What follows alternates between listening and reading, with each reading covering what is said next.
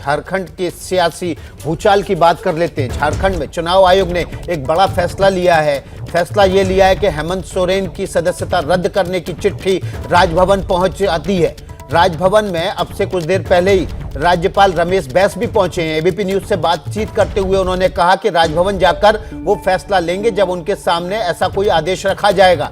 ABP news को सूत्रों के हवाले से जानकारी मिली कि राजभवन में चुनाव आयोग की वो चिट्ठी पहुंच चुकी है और इस वक्त देखिए हलचल राजनीति की और झारखंड की बढ़ी हुई है। न केवल राजभवन में बल्कि मुख्यमंत्री के आवास पर भी हलचल तेज हो गई है। तमाम मंत्री और एडवोकेट जनरल मुख्यमंत्री के आवास पर पहुंचे हुए, वहां बैठकों का दौर शुरू हो गया है।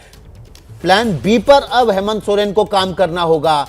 अगर उनकी सदस्यता के अलावा अगर उनके चुनाव लड़ने पर प्रतिबंध लगा दिया जाता है तो ऐसी सूरत में अगला मुख्यमंत्री कौन होगा ये तय करना होगा। और इसी सिलसिले में बैठकों का दौर शुरू हो गया है। एडवोकेट जनरल भी पहुंचे हुए हैं। हो सकता है कि चुनाव आयोग के इस फैसले और राज्यपाल के फैसले को अदालत में चुनौती भी दी जाए।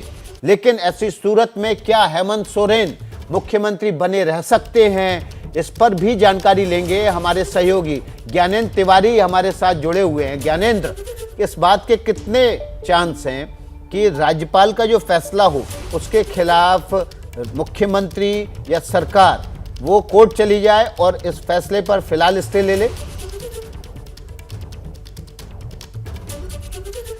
देखिए विकास, मुझसे बेहतर आप राजनीतिक इस घटनाक्रम को समझते हैं। अगर आदेश आ जाता है तो कोर्ट जाना और कोर्ट से आदेश आने में वक्त लगेगा और तब तक मुझे लगता है कि हेमंत सोरेन को अपनी कुर्सी छोड़नी पड़ेगी।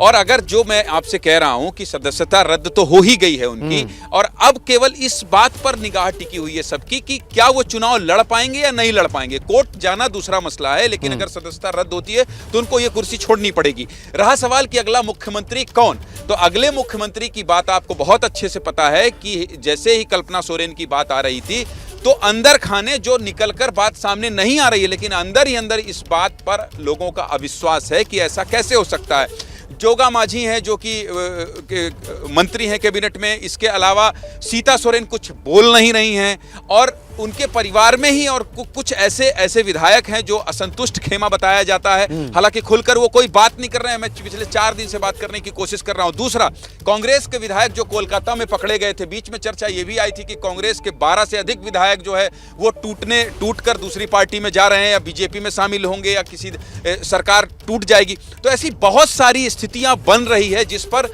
फैसला आने से पहले कुछ कयास लगाना ठीक नहीं। लेकिन सवाल जरूर है, एबीपी न्यूज जो सवाल उठा रहा है, जो आप उठा रहे हैं, निश्चित तौर पर यह सवाल है कि अगर कोर्ट जाएंगे तो क्या कोर्ट से उनको राहत मिलती है और अगर राहत मिलती है तो क्या वो कुर्सी पर बने रहेंगे। ऐसे बहुत सारे सवाल हैं कि फैसले आने तक जो सवाल उठ रहे हैं और जिसका जवाब जनता जानना चाहती है। झारखंड के लोग बेसब्री से इस बात का इंतजार कर रहे हैं। जिन सवालों के जवाब जनता जानना चाहती है वो ज्ञानेंद्र तिवारी के जरिए सबसे पहले एबीपी न्यूज पर हम देंगे। और ज्ञानेंद्र तिवारी सुबह से लगातार इस खबर को दर्शकों के पर आगे रखे हुए हैं, इस खबर पर दर्शकों को आगे रखे हुए हैं। 3 घंटे पहले ज्ञानेंद्र तिवारी ने बता दिया था कि चुनाव आयोग का आदेश जो है वो राजभवन पहुंच चुका है और अब राज्यपाल भी पहुंच चुके हैं। उन्होंने ये भी बता दिया कि जैसे ही चिट्ठी उनके सामने रखी जाएगी वो फैसला लेंगे। क्या मजबूरी है मेरी, बताइए।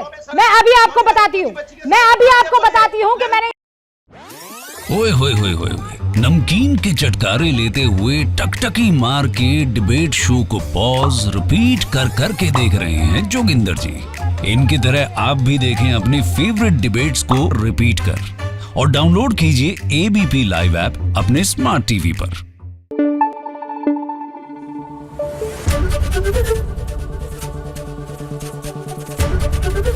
एबीपी न्यूज आपको रखे आगे।